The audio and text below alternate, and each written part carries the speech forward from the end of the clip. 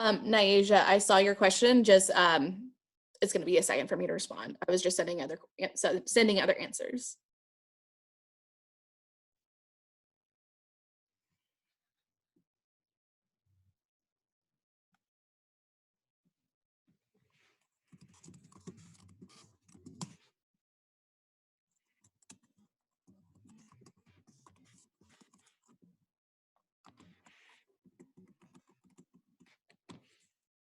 One more minute.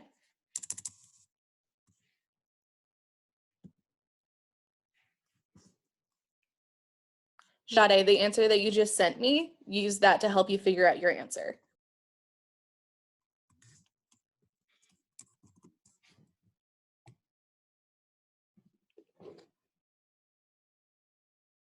$30 seconds.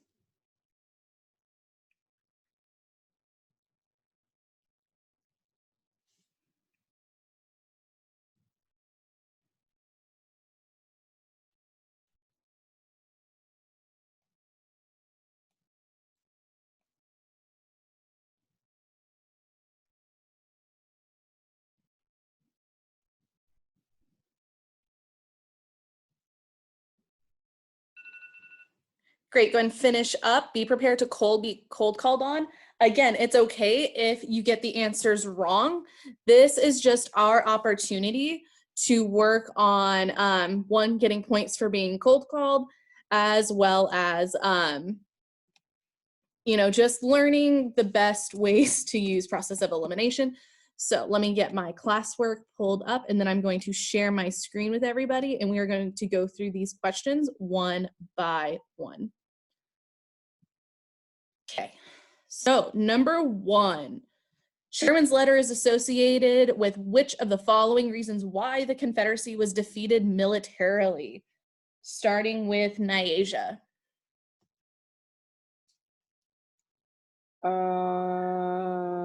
Is it B? It is B. Remember, General Sherman is just so you know, never go to Georgia and say that you are a fan of General Sherman. People in the South still don't like Sherman. Lauren, I see your hand. I will ask you to unmute in just a second. Sherman is still hated in the South because of the type of pillaging and destruction that he did in the South.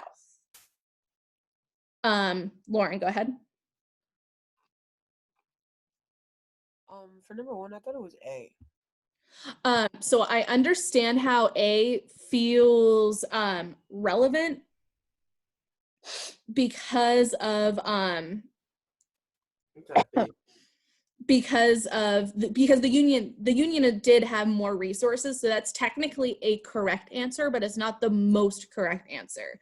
That is why it's super important to look at our source line and see that it's coming from Sherman to the mayor of Atlanta, where he's talking about all of these things that they can do that they don't want to do. Like, they don't want to take houses and horses and lands and do all this destruction, but they will if they need the South if they want the South back. And that's part of the reason why Sherman was able to take over Atlanta. So this is an issue of we're picking the most correct answer, not necessarily just the correct answer. Does that answer your question, Lauren? Yeah. Great. Number two, Naziah. Number two, I was like really unsure, but I did say it was A. I don't know. It's not A. What other options were you between? I think I was really confused because I was confused on who the Patriots actually were in the Civil War. Wasn't it the South, right? So in the American Revolution, the Patriots are the colonists fighting for independence, and the Loyalists are colonists that are fighting to remain a part of England. Does that help? Not really. So again, I'm just gonna say, like, this is an example of like Naziah's getting credit for being for doing the cold call because she's still answering and she's still participating with me through discourse. So this is another example of you don't have to get the question right, you just need to try. The correct answer is D. Everybody did anybody pick D? I did. I picked D. I did. Okay, Madison, why did you pick D? Because, well, I was between A or D also, but well, let me see. I know B and C were not correct, and that was between A or D. And then I remember that when we were learning about the American Revolution and how they wanted independence, they had like a lot of support. But when we talk about the Civil War, like a lot of people wanted to keep slavery, so they didn't support the Civil War. So then I picked B. Can I explain why I picked it? Yes. I picked B because I remember you told us, what was it? That the South asked Europe for help, right? Mm-hmm. And then they declined it, so international support. Perfect. Yes. The Confederates almost had the help from England, but they ended up not. Whereas in the American Revolution, the Patriots got support from France. So it is different countries, but that's a big difference is the Patriots had world support from other democratic leaning countries, whereas the Union was kind of on their own. But the South did have help. Beautiful. Let's move on to number 1 again, technically number 3, sorry. So this number 1, what is your answer, Erica?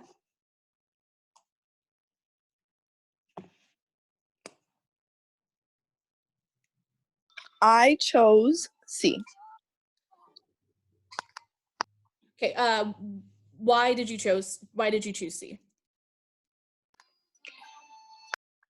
Because I know that after the market revolution, more people were working in industrial jobs. So it looks like the man had just returned from work to a woman who was taking care of the children. Mm-hmm. So I'm going to have you reevaluate your answer, focusing on this part of the caption, the fruits of temperance. Is that going to change your answer? Remember, temperance is the desire to prohibit alcohol. Oh, with that in mind, I'm thinking D. Beautiful. Yes, number 3 is D. So yes, just as a reminder, whenever you see the word temperance, that is basically this long, annoying word that means prohibiting alcohol. And so this cartoon is showing that when you don't have alcohol, you have a beautiful, loving, white, perfect family. And that alcohol is what corrupts people. Number 2/4. What did you put, Janiqua? I put A. Beautiful. Number 4 is A. Can you tell us why you picked A? Because the picture showed a man coming back home, and I just thought of during the time about the market revolution and how many men just worked in like factories and stuff, and then I just put 2 to 2 together and put A. Beautiful. And finally, the last question, which amendment is related to this image? Isis. I chose C, the 18th, because it prohibited alcohol.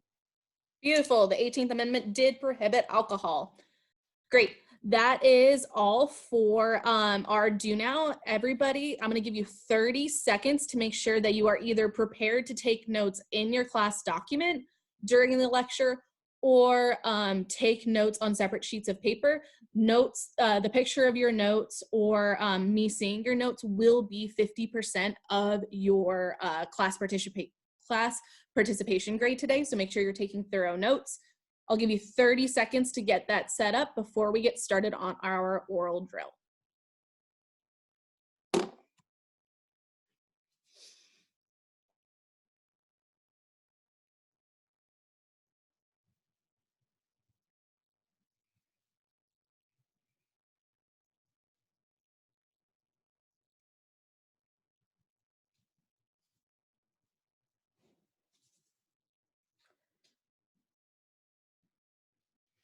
Great, I'm going to assume that we are all good to go, and let's get started on our oral drill. What was the Wilmot Proviso? Pause real quick. Remember, you can have your reference sheets pulled up from yesterday's lesson to help you with this oral drill if you have any trouble with any of these terms. What is the Wilmot Proviso? This is also from the lecture on Monday. Yamani.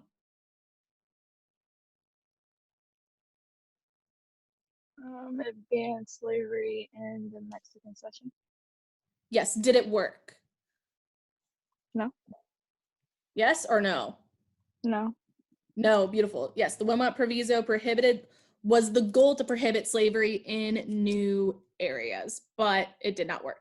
What is the Fugitive Slave Law or Fugitive Slave Act? Madison.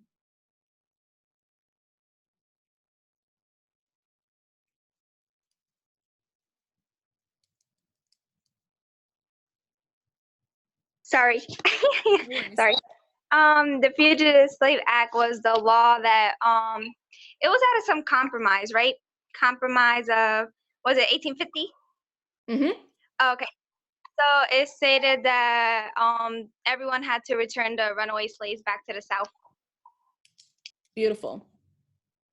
What is the Republican Party in this time period of before and during the Civil War? Tisa.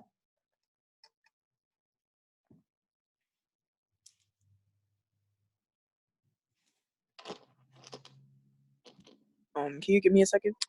Absolutely.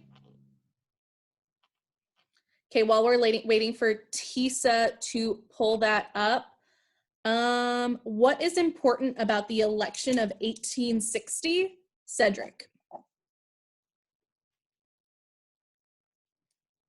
Election of 1860.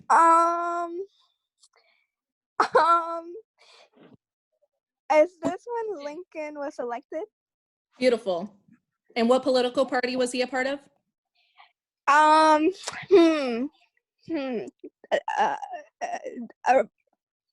republic? Yes, the Republican Party. Beautiful. Yes, Naisha, I know. Great. What is important about the Republican Party, Tisa?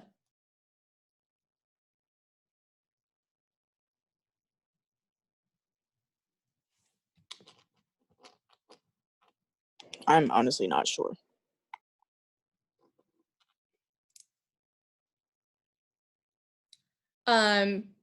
What did Cedric just tell us about who won the election of 1860 and what political party was he a part of?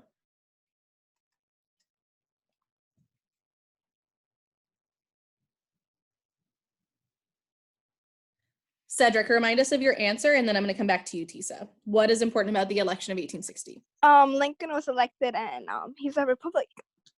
A Republican, yes.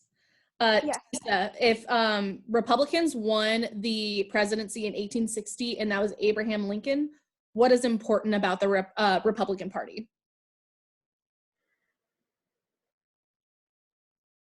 I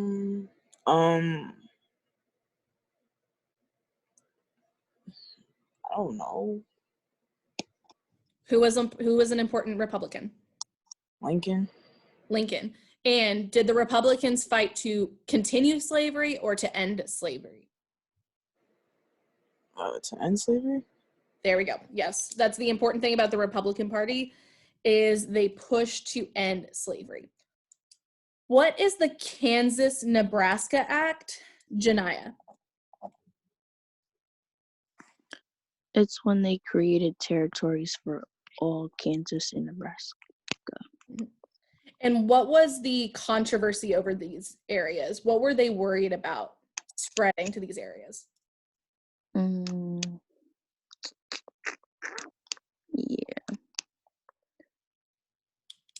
Of the mistreatment of African Americans. Great. Thank you, Janiyah. Ariana, go ahead and build on that. I was going to say like the spreading of slavery. Beautiful. Thank you. Yes, the Kansas-Nebraska Act is another moment of spreading slavery. What is the 13th Amendment, Lauren? Abolition of slavery. Beautiful. What is the 14th Amendment, Kezia?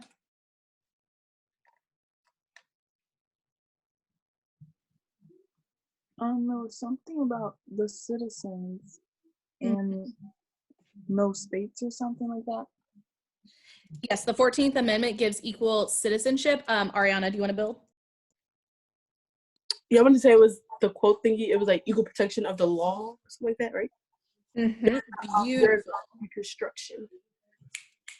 Beautiful. What is the 15th Amendment, Adriana?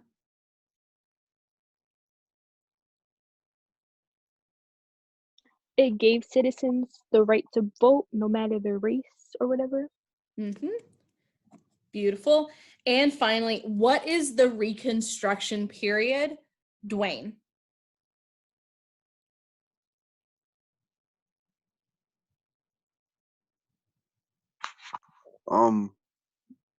Wasn't it like, hold on.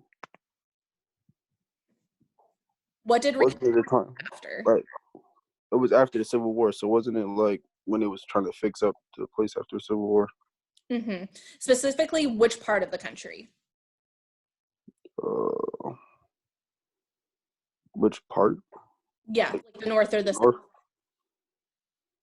south. Which part of the country? South. South. Beautiful. Great. Thank you guys for an awesome oral drill. Let's go ahead and get started on the lecture and see how quick we can go about this. Great. But not too quick. Set up. Beautiful. So today we are doing a review of period 5, which takes place from 1844 to 1877, specifically focusing on the sectionalism of the, I'm not sure who doesn't have their, sorry, Dwayne, I need to mute you.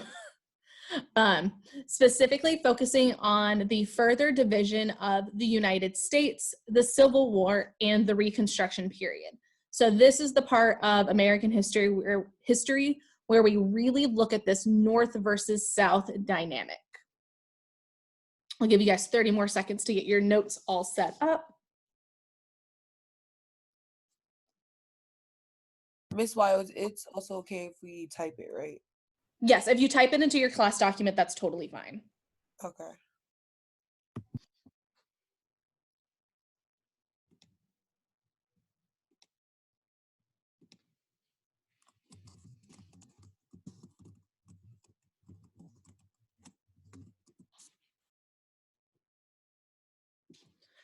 Great, let's go ahead and get started. If I can get my computer to work. With the Compromise of 1850. So we're going to start just a couple years before 1850. In 1844, sorry, one second. Okay. In 1844, Americans elect James K. Polk as president. And they elect James K. Polk because he believes in manifest destiny, in this idea that the United States should spread across the North American continent. At this point, the Americans were only really in certain territories like Kansas, Nebraska being one of them, where we had kind of stopped in the middle of the country. And he believed that the United States should work to stretch from the Atlantic to the Pacific Ocean. And he does this through the Mexican-American War and the acquisition of the Mexican Cession territories. And so while James K. Polk does spread the United States, he also creates this divide over slavery. He doesn't create the divide, but he makes it worse as the North fights for these new territories to remain free, whereas the South is fighting and saying, look at all this awesome land, we should allow slavery so that way we can have all of these plantations, which is going to continue to divide and anger different citizens, which eventually leads us to our our first our next really big compromise in regards to slavery, the Compromise of 1850. And what the Compromise of 1850 does is it reevaluates the Missouri Compromise. So originally it was decided that anything below this line, the 3630 line, would be slave. Anything above the 3630 line would be free. But as we can see, there is some open debate about how to interpret that. And one of the most important parts of the Compromise of 1850, remember it has several different clauses, but the most important one is the fugitive slave law, which, as Madison said in the oral drill, the fugitive slave law required northern states, if they found out that one of their African American neighbors was actually a runaway slave, it required them by law to turn them into their former master. So it forces northern citizens to be complicit in slavery when it is something that they would rather ignore and just kind of forget that it happened, that it's an issue. It makes Northerners engage with slavery in a way that they didn't have to before. Another part of the Compromise of the 1850 is California will be admitted into the Union, but as a free state.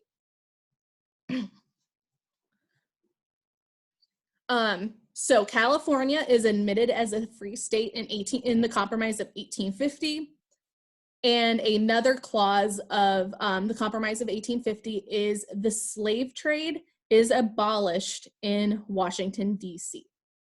So those are the three of the ones that we're focusing on today of the Compromise of 1850.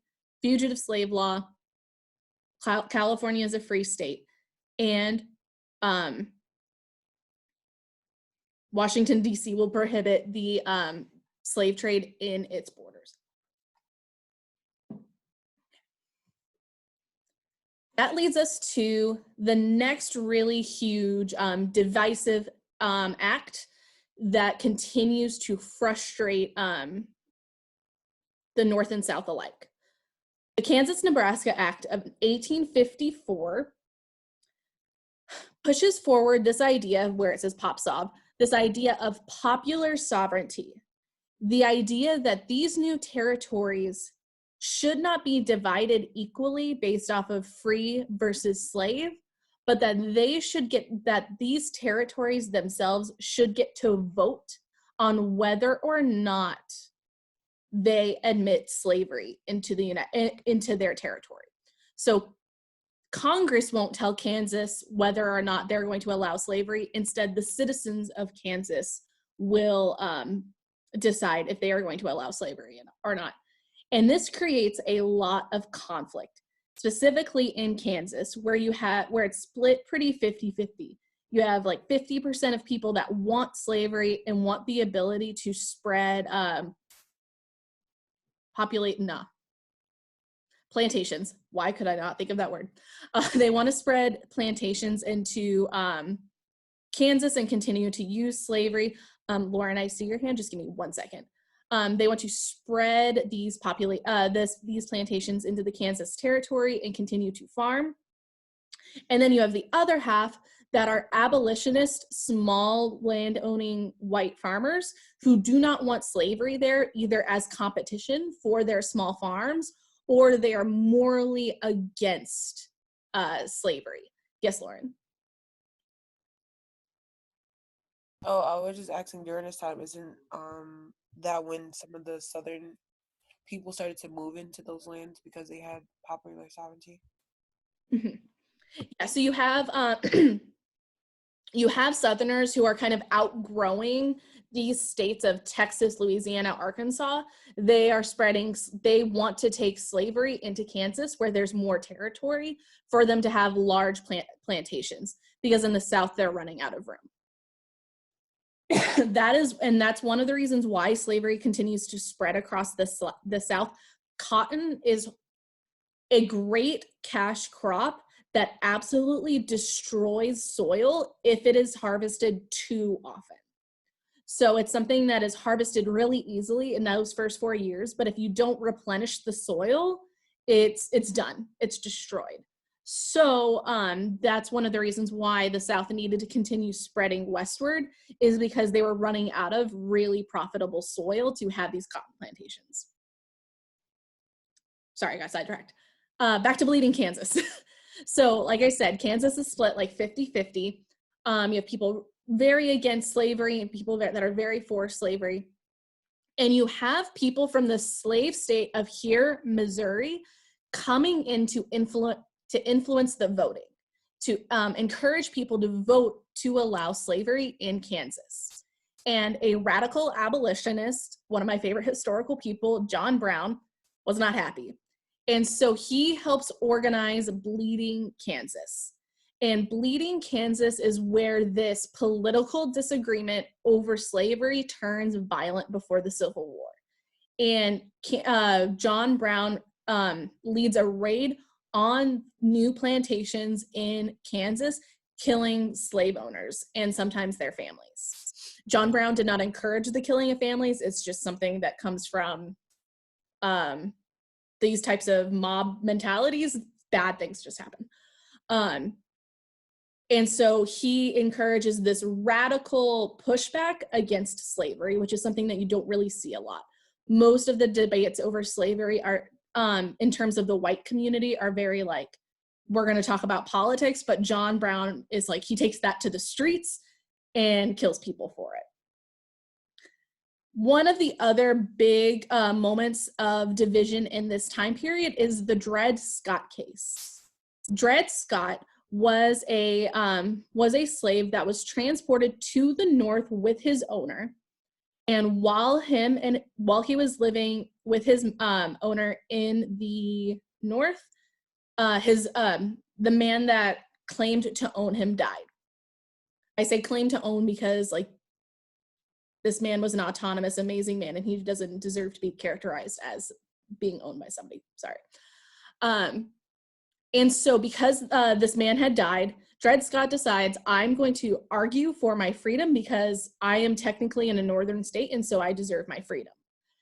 And through the Supreme Court says, you are still a slave even though you are in the North. So you are going to remain enslaved. And the implications of this is any Southern person who owned slaves could move to the North with those slaves and be allowed to keep them, which basically means this division between slave states and free states is null and void. It no longer really exists because people can transport slavery throughout the country whenever they would like to. And finally, we lead to the tipping point of, sorry, I'm trying to move my screen so that way you guys can see the slide better.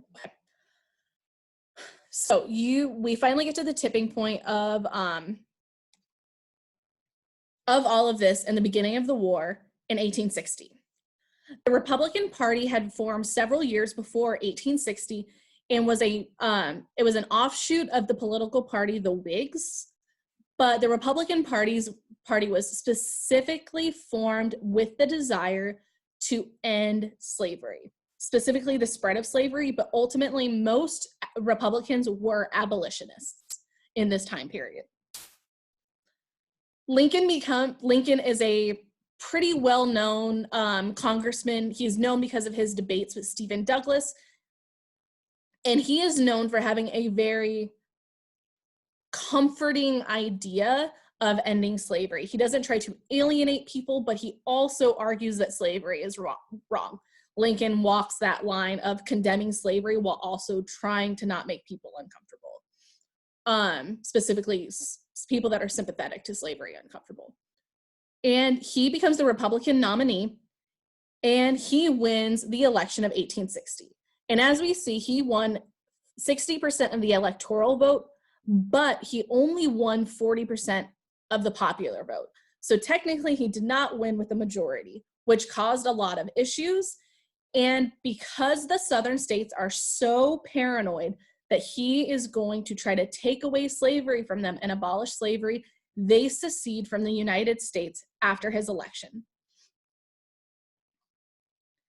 I want to say it's 9 states originally leave when he is elected in the election of 1860, and then slowly other southern states continue.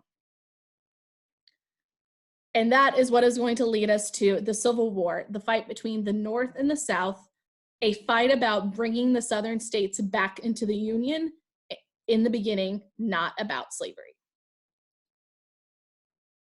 Yes, so this is the, these are the final lists, final states that are a part of the South. This little squiggly line right here is what will become West Virginia. So this is what will be the Confederacy. This is what will be the Union. The next state that we're going to look at as being really important is 1865. As I said, the beginning of the Civil War was a war about reuniting the United States with the Confederacy, not about ending slavery. But in one specific moment that changes. On January 1st, 1863, Abraham Lincoln passes the Emancipation Proclamation. And the Emancipation Proclamation frees all slaves in Confederate territory.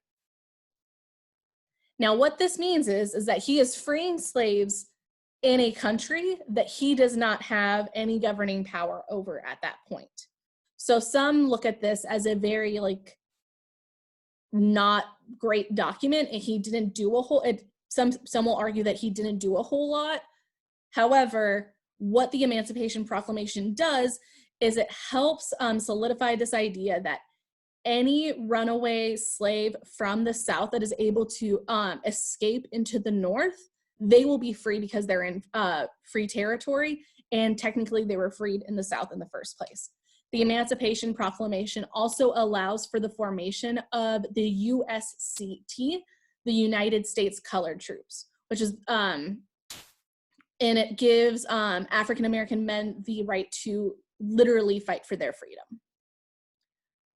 The next big law that we look at in regards to the ending of slavery is the 13th Amendment.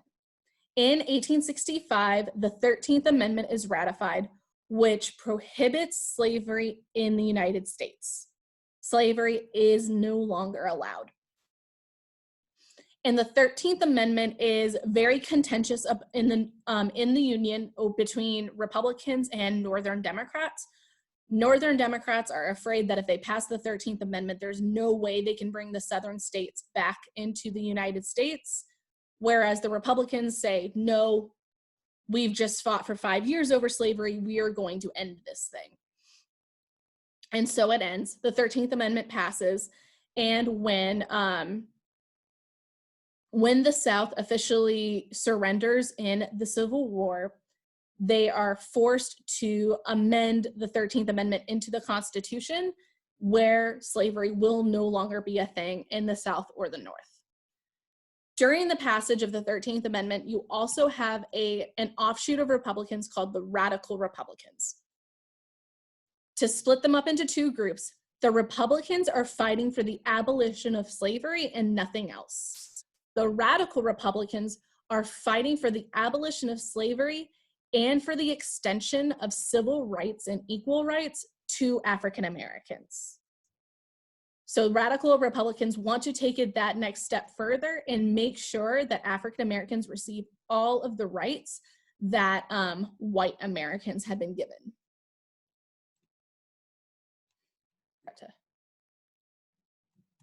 Okay, that's last slide. 1877. So between 1865 and 1877, we have this time period called Reconstruction. Reconstruction is the formal term for what I say, the rehabilitation of the Southern states into the Northern states, where we try to bring back the destroyed land, the destroyed peoples of the South back into the country. And the primary goal of Reconstruction from the Northern perspective is to make sure that the South is following the law of ending slavery. And as we know, under the presidency of Andrew Johnson, who took over the presidency after Abraham Lincoln was assassinated, as a Southern sympathizer, he did not stop the South from putting up resistance to Reconstruction. Some of those times of resistance are called the Black Codes, which specifically have things like the grandfather clause. If your grandfather was a slave, you do not get to vote. You have things like literacy tests. If you cannot pass this impossible test, you do not get the right to vote. Poll taxes, you have to pay to vote. So they put several very clear obstacles in place to stop African Americans from voting. That's on the political spectrum. And on the domestic terrorism side of things, you have the formation of the first Ku Klux Klan and the White League, who purposefully intimidate African Americans from voting and from entering white spaces. So their goal is to reintroduce slavery or forms of slavery like sharecropping into the South with little resistance. This is what happens immediately after the Civil War. However, with the election of Ulysses Grant, we do see a lot of progress, and I do want to mention that progress quickly. When Grant is president, he sends federal troops down to the South to stop all of this stuff. Of course, they can't stop it completely, but he minimizes it a lot. He also, when Grant is president, we also see the election of the first African-American senators and congressmen. And we see the increase of work of the Freedmen's Bureau, which is a federal group who's working to ensure that African Americans are learning how to read, how to write, and how to get jobs where they are compensated correctly. So we have this initial start of frustration with Johnson. President Grant makes it a lot better. However, unfortunately, with the election of 1877, also known as the Compromise of 1877, we see the end of Reconstruction.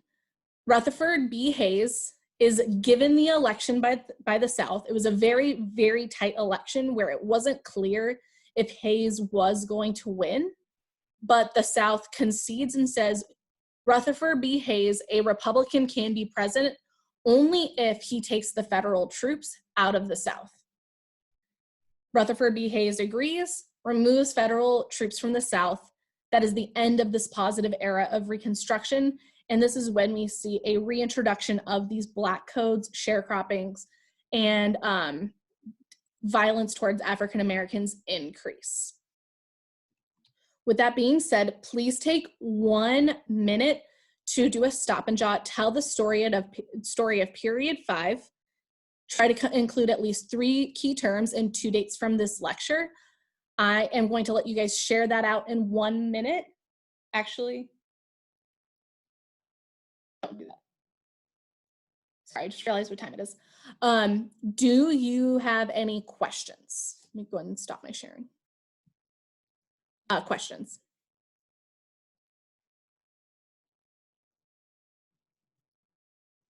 On period 5. No. Great. Can I just see like either raise your hands or do like the thumbs up or the clapping thing? Was my tone and my speed of this lecture a lot better than Monday? Okay. I'll remember to try to do stuff like this when we do another review lecture next week, because I know I tend to talk fast. Great. Go ahead and transition to your exit ticket. You are doing a planning page only. So context terms, brainstorm key terms, fill out the chart, and write a draft thesis. You're just doing the planning page. Go ahead and transition to that. Once you are done with that, if you finish that in the next few minutes, you can go ahead and go. If you have any questions, feel free to message me in the box. Otherwise, I will end the call in 4 minutes. Try to get it submitted as soon as possible so that way APUSH can be done.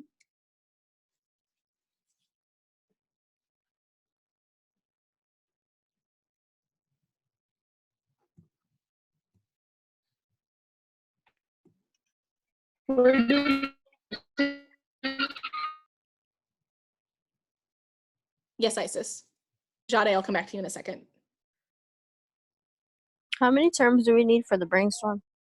For your brainstorms, I always shoot for like 4, maybe 5. Okay, actually, let me rephrase. For your brainstorm, you should have at least 2 key terms for context and then like 2 or 3 terms that you could use in that chart. In your brainstorm, I'm looking more for context points than anything else.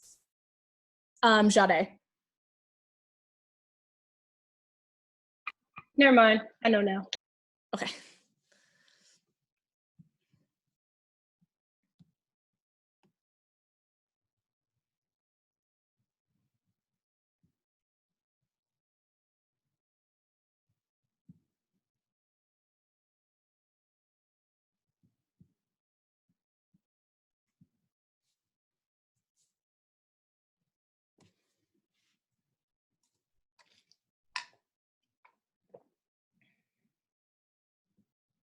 Am I allowed to leave? Did you submit it, Cedric? Not yet. Okay, once it's submitted, you can go.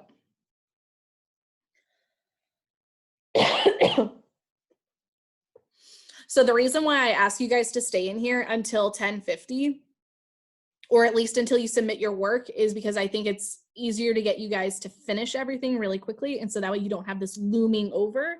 As I think if I like let you guys go, it's easy to just like not look at APUSH again. Whereas like just staying on Zoom helps you just kind of focus and get it off of your checklists. So I've observed.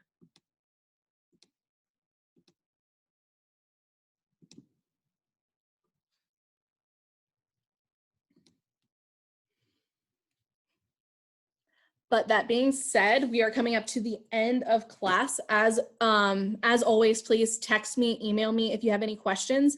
If you do not think you have your report card conference scheduled, please talk to your parent or guardian and find out if you have a report card conference scheduled. If they don't, ask them to contact myself or whoever your advisor is to get that done. So that way you guys can get your report cards.